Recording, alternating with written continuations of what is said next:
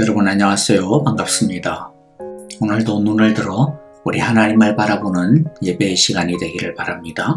함께 찬양하겠습니다.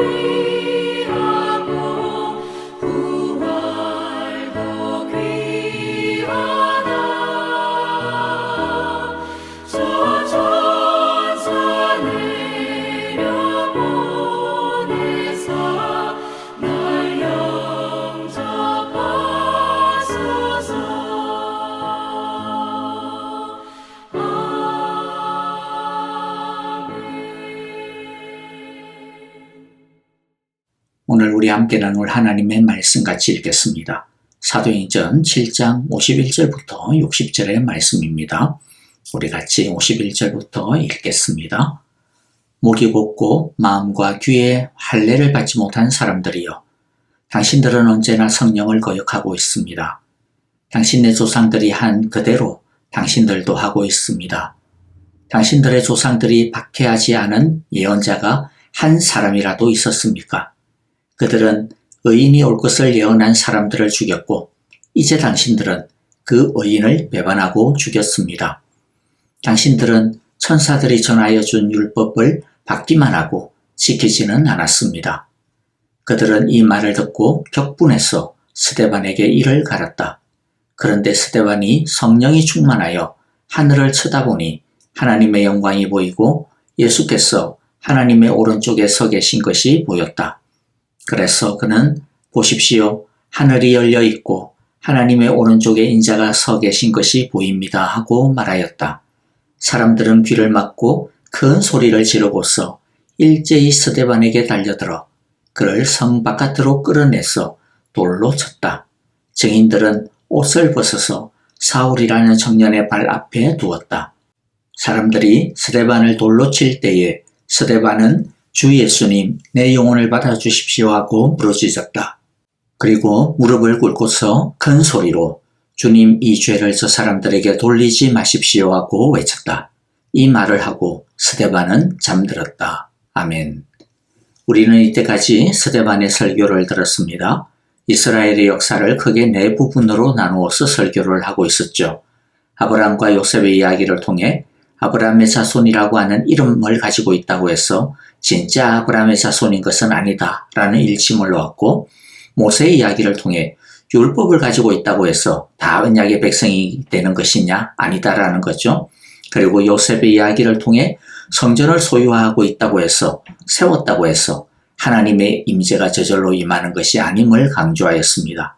스데반은 이 설교를 통해 유대인들이 스스로는 하나님을 믿는다 경배한다고 하지만 그러나 정작 이들은 하나님의 뜻에 무관심하고 하나님의 일에 대하여 냉담하며 심지어는 배척하고 있다라고 고발하고 있는 것입니다.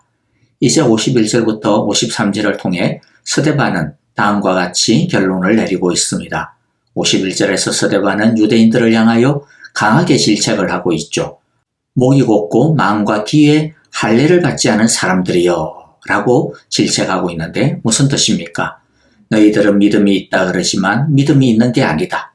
껍데기만 유대인이고 아브라함의 자손일 뿐이다. 중심은 전혀 그렇지 못하다라는 것입니다. 그렇기 때문에 언제나 성령을 거역하고 있고 이스라엘의 역사를 보고서도 깨닫는 것이 없이 조상이 한 그대로 지금 너희들 똑같이 하고 있다라고 그렇게 질책합니다. 이들이 성령을 거역하는 행동이 무엇입니까? 52절과 53절이죠. 당신들의 조상이 박해하지 않은 예언자가 한 사람이라도 있었습니까? 그들은 의인이 올 것을 예언한 사람들을 죽였고 이제 당신들은 그 의인을 배반하고 죽였습니다. 당신들은 천사들이 전하여 준 율법을 받기만 하고 지키지는 않았습니다. 예전 유대인들의 선조들은 모세의 율법, 전통 그러면서 이러면 안 되고 저래야 되고 하나하나 시시콜콜하게 따졌지만 그런데 정작 하나님의 말씀에 순종한 것도 헌신하신 것도 아니다라는 거죠. 그것처럼 지금 유대인들도 장로의 유전이니 뭐니 하면서 야단은 법석을 떨고 있지만 회칠한 무덤처럼 껍데기만 그럴싸할 뿐 그 속은 썩어 있다라는 것입니다. 그래서 율법을 제대로 가르치고 율법을 따라 훈계하는 예수님에 대하여 분노하고 적개심을 터뜨려 아무 죄가 없는 예수님을 모함하여 죽였다라는 것이죠. 또 예전에 너희들의 선조들, 유대인들의 선조들은 예루살렘 성전 하면서 와 하나님이 우리와 함께 하시니까 우리는 대단해 라는 자부심을 가졌지만 그러나 성전에서 짐승의 피만 흘렸을 뿐이지 하나님의 의에 대해서는 무관심했고 심지어는 하나님의 말씀을 선포하고 하나님의 구원을 선포한 예언자들의 말은 죽으라고 듣지도 않고 오히려 그런 예언자들을 조롱하고 핍박하고 죽이기까지 하였는데 지금 너희들도 똑같다라는 거죠. 바로 그 예언자들이 예언한 그 의인 예수님을 너희가 죽이지 않았느냐라는 것입니다. 예언자들이 선포한 그 약속의 구원자이자 참 성전이 되시는 예수님을 너희들이 죽였다라는 거죠. 그러므로 너희들이 지금 나를 율법과 성전을 모욕한다라고 이 재판장에 세웠는데 누가 진짜 율법과 성전을 모욕하는 자인지 한번 따져보자라는 것이죠. 그런데 이런 스데반의 도전에 대해 유대인들은 어떤 반응을 보입니까? 54절에 보니까 그들은 이 말을 듣고서 격분해서 스데반에게 이를 갈았다. 그리고 57, 58절이죠. 사람들은 귀를 막고 큰 소리를 지르고서 일제히 스데반에게 달려들었다. 그리고 그를 성 바깥으로 끌어내서 돌로 쳤다. 이들은 정당한 말씀의 훈계를 듣고 분을 참지 못하였습니다. 인정하기 이를 거부한 것이죠. 유대인들의 이런 모습은 하나님의 말씀을 들을 때 우리가 어떤 모습, 어떤 태도를 취해야 마땅한지에 대해 깊은 생각을 하게 합니다. 여러분, 말씀에 대한 바른 태도가 무엇입니까? 특히 교훈과 책망과 바르게 함과 의로 훈계하시는 주님의 말씀, 우리의 영과 혼과 골수와 관절을 찔러 쪼개게 가지 않은 주님의 말씀, 우리의 깊은 곳까지 낱낱이 밝혀 비추시는 주님의 말씀 앞에 우리는 어떻게 해야 마땅할까요? 혹시나 우리 안에는 지금 스데반을 향하여 돌진하고 있는 이 유대인들과 같은 마음은 없는지 돌아보는 시간이 되기를 바랍니다. 혹시라도 우리들은 하나님의 말씀이 늘 우리를 위로하고 우리의 마음을 풀어주고 우리를 기쁘게 하고 우리를 신나게 하기만 하는 그런 말씀을 원하고 기대하고 있지는 않습니까? 물론 하나님의 말씀은 우리를 소성하게 하고 우리를 위로하고 우리를 살리고 우리를 풍성하게 하는 말씀입니다. 하지만 동시에 어떤 하나님의 말씀은 우리를 아프게 하고 부끄럽게 하고 슬프게 하고 때로는 버겁게 하기도 합니다. 그런데 그렇게 우리를 아프게 하고 부끄럽게 하고 슬프게 하고 버겁게 하는 그 말씀은 우리를 새롭게 하여 다시 우리를 영광스럽게 하시기 위한 치유에 마땅한 과정인 것이죠. 곪고 썩은 것이 있다면 당연히 째고 잘라내야 다시 건강해질 수 있는 것 아니겠습니까? 그것과 같은 이치인 것이죠. 책망하시는 말씀에 대해 격분하거나 이를 갈거나 귀를 막거나 애들이 듣기 싫은 엄마의 잔소리를 들을 때 소리를 막 지르면서 반항을 하는 것처럼 그렇게 하나님께 대들거나 하는 이런 마음을 갖거나 그런 태도를 가진다면 그것은 스데반의 설교를 듣고 눈이 그냥 돌아가 버린 지금의 유대인들이 저지르고 있는 모습과 같은 것일 겁니다. 잘못이 없는 사람이 누가 있겠습니까? 문제는 하나님께서 우리에게 그 잘못을 깨닫게 해주시는 말씀을 주셨을 때, 들었을 때 제대로 올바르게 반응하는 것입니다. 격분하는 것이 아니라 부끄러워하고 이를 가는 것이 아니라 애통해하고 귀를 막는 것이 아니라 더 귀를 활짝 열어 주님의 말씀을 온전히 듣고 큰 소리를 지르는 것이 아니라 주의 말씀 앞에 잠잠히 침묵하고 엎드리며 대드는 것이 아니라 주여 은혜를 주옵소서, 주여 불쌍히 여겨주시옵소서, 주여 살려주옵소서라고 납작 엎드려 주의 은혜를 간구해야 하는 것입니다.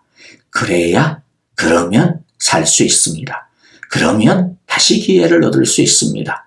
그러면 하나님은 신실하시고 의로우신 분이셔서 우리 죄를 용서하시고 모든 불의에서 우리를 깨끗하게 해주실 것입니다.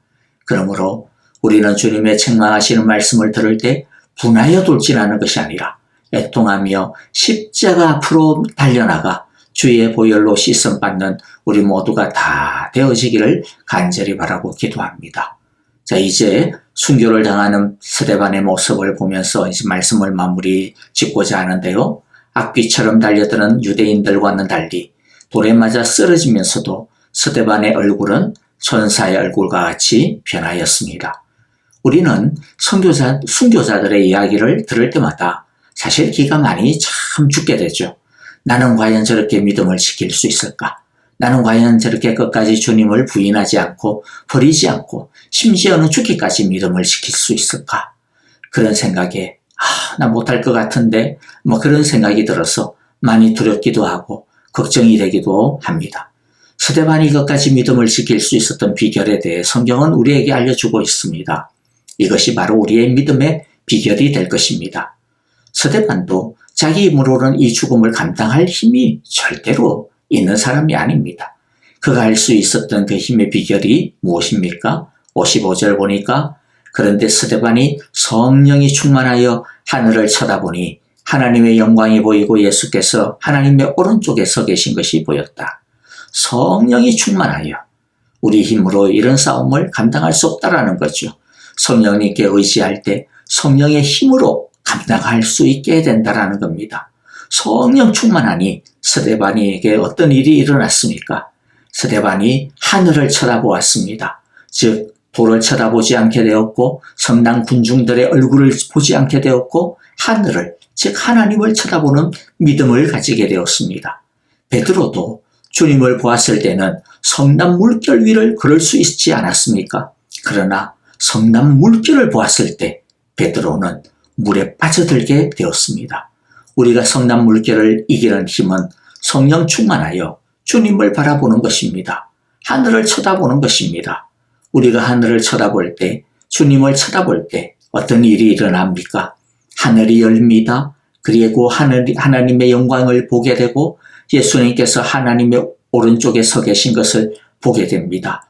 즉 하나님의 권세, 하나님의 통치의 힘을 알게 된다는 것입니다. 비록 지금 이 세상에는 돌을 들고 달려드는 저런 무지막지하고 악독한 힘이 기성을 부리고 있는 것 같이 보이지만 마치 그러한 악한 자들이 생사여탈권을 가지고 있는 것처럼 밀어붙이고 있지만 그러나 성령 충만하면 누가 진짜 주인인지, 누가 진짜 왕인지, 누가 진짜 살리고 죽이는 권세를 가지고 있는지 그분이 바로 주님이심을, 하나님이심을 똑바로 알게 되어 이 세상을 두려워하지 않게 되는 것입니다. 그러므로 혹시라도 우리 앞에도 돌을 들고 달려드는 저 흉악한 유대인들과 같은 어려움들이 몰려들고 있다면 스데반의 모습을 기억하면서 우리 모두 기도하기를 바랍니다. 주님, 내가 하늘을 쳐다보겠습니다. 내가 하나님을 쳐다보기로 작정하였습니다. 돌을 보지 않겠습니다. 사람을 보지 않겠습니다. 오직 하나님만 보겠습니다. 이제 하늘 문을 여시고 하나님의 영광을 보게 하소서. 예수님, 이곳을 나를 다스려 주옵소서라고 우리 기도하기를 바랍니다. 그럴 때 두려움은 물러가고 예수님의 믿음과 마음이 우리를 덮을 것입니다. 하나님의 영광과 예수님의 권세, 그 통치, 그것을 보게 되자 스데반은 돌에 맞아 죽어가면서도 이런 기도를 드리게 됩니다. 59절 60절입니다. 사람들이 스데반을 돌로 칠 때에 스데반은 주 예수님 내 영혼을 받아 주십시오 하고 부르짖었다. 그리고 무릎을 꿇고서 큰 소리로 주님, 이 죄를 저 사람들에게 돌리지 마십시오 하고 외쳤다. 이 말을 하고 스데반은 잠들었다. 스데반이 두 가지 기도했죠. 내 영혼을 받아 주십시오. 이 죄를 저 사람들에게 돌리지 마십시오. 이것은 예수님이 십자가에서 운명하시면서 드린 기도의 오마주입니다. 이것은 스데반이 예수님을 흉내냈다라는 그런 뜻이 아니고요. 성령 충만하여 하나님의 영광을 보고 예수님의 통치를 알게 되니 그 안에 일어난 놀라운 변화, 평강과 충만함의 변화가 있었다라고 하는 것을 보여주는 것이죠. 예수님과 같은 제사장의 마음을 자연스럽게 품게 된 것입니다. 여러분, 억지로 이것을 어떻게 이렇게 기도할 수가 있겠습니까? 스데반은 이 기도를 배워서 한 것도 아니고요. 훈련을 받아서 이렇게 하게 된 것도 아닙니다. 하나님의 영광 안에 거하니까 예수님이 다스리고 계시다. 예수님이 결국에는 이기게 하시는 권세를 가지고 있다. 지금도 통치하고 있다라고 하는 것을 알게 되니까 그냥 저절로 자신 안에 이런 용서의 마음이, 중보의 마음이 차오르게 된 것이죠. 예수님도 성만찬을 가지시던 그날 밤에 제자들에게 앞으로 제자들이 당할 도전의 때, 어려움의 때를 당할 때에 그것을 헤치고 이겨나갈 비결을 제자들에게 가르쳐 주었습니다. 예수님은 우리에게도 너희도 도전의 때, 어려움의 때를 맞이하게 되면 내가 제자들에게 당부한 것처럼, 가르쳐 준 것처럼 너희도 이렇게 기도하라고 말씀하고 있는 것이죠. 요한복음 16장 24절입니다. 지금까지는 너희가 아무것도 내 이름으로 구하지 않았다. 구하여라. 그러면 받을 것이다. 그래서 너희의 기쁨이 넘치게 될 것이다. 무엇입니까? 너희가 환난의 때, 어려움의 때 구하면 받을 것이다. 무엇을 받습니까? 성령을 받습니다. 하나님의 영광을 받습니다. 주님의 권세를 받습니다.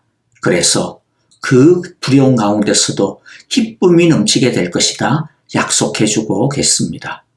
여러분, 비록 우리는 스데반처럼 돌에 맞아 죽을 그런 위기를 당하고 있지는 않겠지만 그러나 우리의 믿음을 위협하고 해치는 어떠한 상황과 경우를 만나게 된다 하더라도 하늘을 쳐다보고 주님의 이름으로 구할 수 있는 우리 모두가 다 되어지기를 바랍니다. 그리하여 하나님의 영광과 예수님의 권세의 능력으로 끝까지 승리하는 우리 모두가 다 되어지시기를 스데반처럼 승리하고 주님 안에서 평강을 누리게 되어지기를 간절히 기도하고 축복합니다. 아멘. 자, 오늘 우리에게 주신 귀한 말씀들 다시 한 번 더 마음 가운데 새기면서 우리 함께 주의 은혜를 붙들고 기도하기를 원합니다. 주님, 우리도 스데반처럼 성령 충만하게 하소서, 하늘을 쳐다보게 하소서, 하나님을 바라보게 하소서, 그리하여 하나님의 영광을 보게 하소서, 예수님의 권세, 예수님의 그 통치의 승리의 영광을 보게 하소서라고 우리 함께 기도하고요. 그것을 통하여서 우리 안에 평강을 주소서, 두려움을 이기는 기쁨을, 넘치는 기쁨을 주소서라고 우리 함께 기도하기를 원합니다. 내일 주일입니다. 주일 예배의 은혜를 위하여 성령의 충만한 기름 부어주심을 위하여 우리 함께 기도하기를 원합니다. 아프신 분들을 위하여 기도합니다. 김정수 권사님, 지수영 집사님, 전정자 집사님과 김태수 집사님의 치유를 위하여, 회복을 위하여 기도해 주시기를 간절히 바라고요. 우리 목장 식구들, 내일 목장 예배 많이 드리실 텐데 목장 식구들 그리고 특별히 목자 부부들을 위하여 기도해 주시고요.